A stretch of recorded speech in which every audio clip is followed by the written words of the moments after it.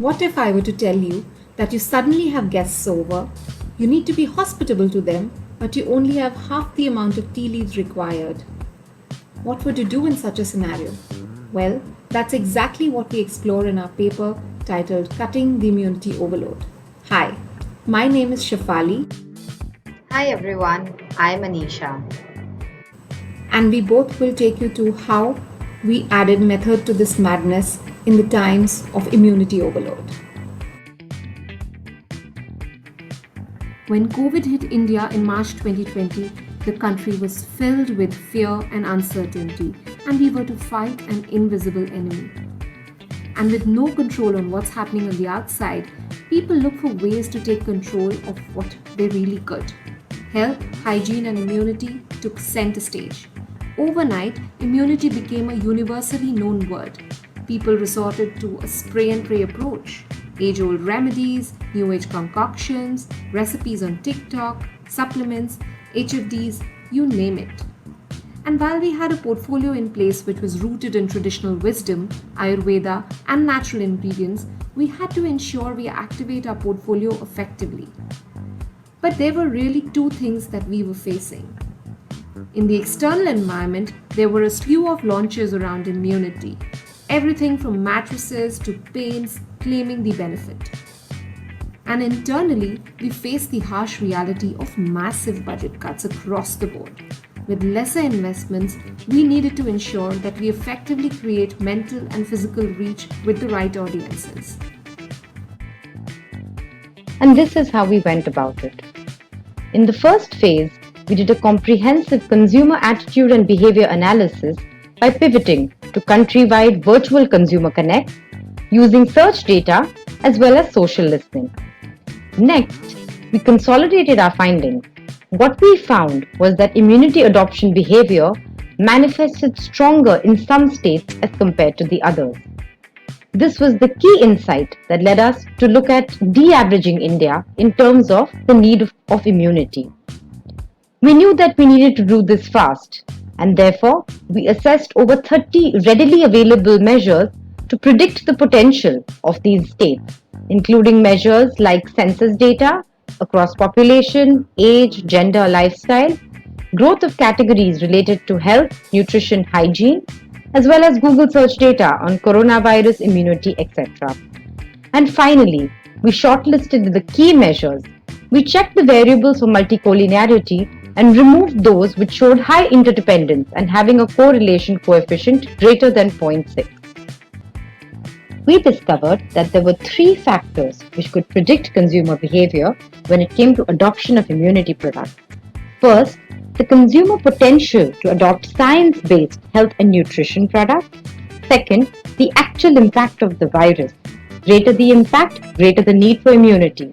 And lastly, active intent shown to boost one's immunity. Let's now look at each factor in detail. The first one is the consumer potential to adopt health and nutrition products.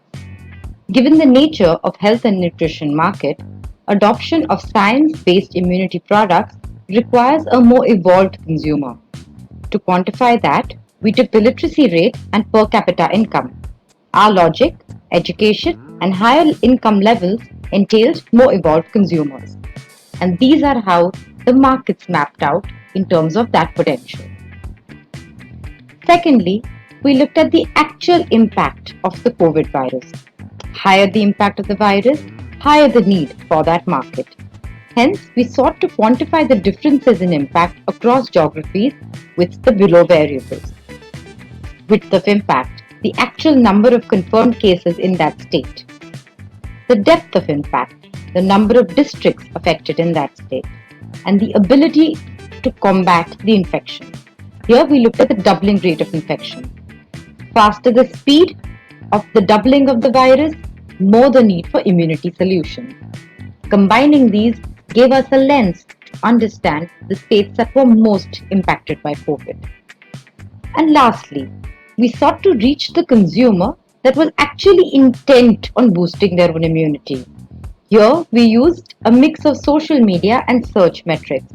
We looked at Facebook audiences to see how many consumers were actually interested in immunity And we looked at Google search data specifically before and during COVID on immunity boosting methods products. And what we therefore got are markets which showed a high intent on boosting the immunity. Combining all of these three measures together, what we came up with was the immunity index. Here we present the immunity index by state. As you can see, states like Maharashtra, Delhi, Tamil Nadu, UP had the highest need for immunity and therefore could be the priority markets to focus on. But we didn't stop there.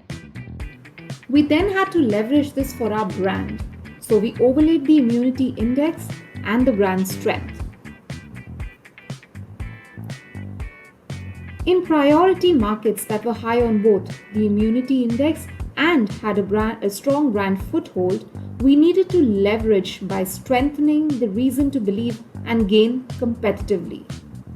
Where the need was high in priority two states, there was an opportunity to build immunity associations with our brand. Finally, there were strong markets for us where the need itself was relatively lower. We knew that we had to overinvest here in order to educate and build access. These were priority 3 markets for us. With our top priority markets identified, we now needed to ensure that we invest behind mental and physical reach here. We overinvested in priority 1 markets. Of course, this was all at the back of a massive budget cut of 40% versus last year.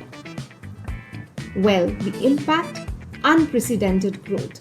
The high priority markets grew 3.5 times faster, leading to an overall growth itself trebling for the brand. So, coming back to the question, what would you serve your guests? Well, you will serve the tea to those who really want it, and to the others, you can ask them what else would they like, perhaps a cup of coffee. Thank you.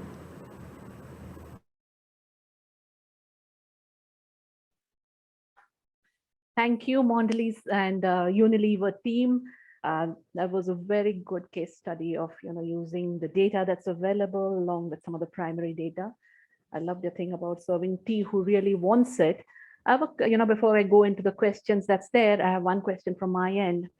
Given the data that was getting inputted into your matrix that you finally arrived at, they were extremely dynamic variables that you were taking. And your strategy, how dynamic were your strategies when you were doing it market by market? Because, the markets would be moving. We know how whether in terms of the actual impact of COVID-19 or in terms of doubling rate, they were actually changing almost week by week. So how did you, at your end, took those into account when you were actually deploying the strategies in market? I'll take that on behalf of the team. So we actually looked at a quarter view to begin with, and we actually looked at back data to see whether it does remain, over a quarter, does it remain the same or not? There weren't too many changes. Priority 1 markets typically don't tend to change as much because it was actually doubling rate and the ability to fight the virus, which remained pretty much similar in the high priority markets. So we decided to deploy it over a quarter and see if there is any impact or change. We did refresh it after a quarter, and surprisingly, there was still not enough change. There was enough to do there. Also, in terms of the action that we took, it was about prioritizing the monies available. Even that was very dynamic given the context. Yeah, budget cuts were real across the board. So with that, I think quarterly is what we went with in terms of our cadence. Okay, thanks, Shafali, for that.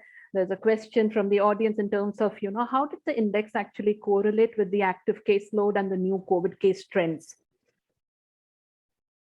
Hi, let me take that one, and then maybe Pani or Shafali can add. So active case loads, in fact, was one of the inputs that went into the entire index. So what you'll find is that the index actually doesn't correlate very strongly with that. But in fact, when we created the COVID impact part of the index, we looked at active caseloads or rather total cases, doubling rate and actually the depth of impact as well. So we combined all of these and they were part of the metrics. So it wouldn't actually relate specifically or correlate specifically to the active caseload. Okay. Yeah, Barn. Do you want to say something, Barnava? Okay. So I'll move on. In terms of you did talk about, because you did talk about, there are lots of, everybody in your intro, you did talk about everybody talking about immunity, from the mattresses to more categories which are more relevant probably for immunity. Would you say that there are certain category for which this approach would be, more reliable in terms of, or would there be, would you say that it's cutting across category and it's category agnostic?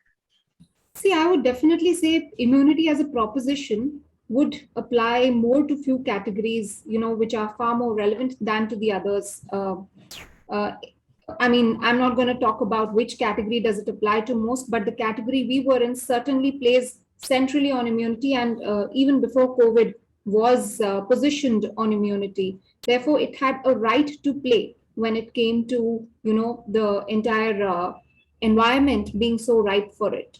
Some of the categories, it was certainly a force fit. So therefore, even we did not go into an overload of entering new categories with the same benefit. We decided to play with the categories where we were already established and had a right to play. Okay. Okay. Thanks, Shafali. One last question in terms of, you did talk about the brand strength. How would you dissociate, the fact that all that you did and the impact it had was not, not really correlated to the brand strength per se, and was what actually the, basis the other aspects that you had taken into account? Aneesha, do add, but the answer, we were actually asked this during our defense. So it's basically looking at the same markets where we were actually high on brand strength. During COVID, when we did not invest disproportionately there versus when we did invest disproportionately there, I think that was really the difference. So it's basically playing your strengths, right? We know we have high brand strength in some markets. We decided to overinvest there along with where the COVID index or rest of the indices were high. That was because, again, it was about right to win in those markets versus some of the others. And before that, we were certainly growing faster in those markets because of the brand strength. But that itself became 3.5 times when we invested disproportionately in those markets. Thank you. Thank you, Shafali, Barnava, and Aneesha for this engaging paper. I'm handing it over to Rakshit and Himanshu for the next one.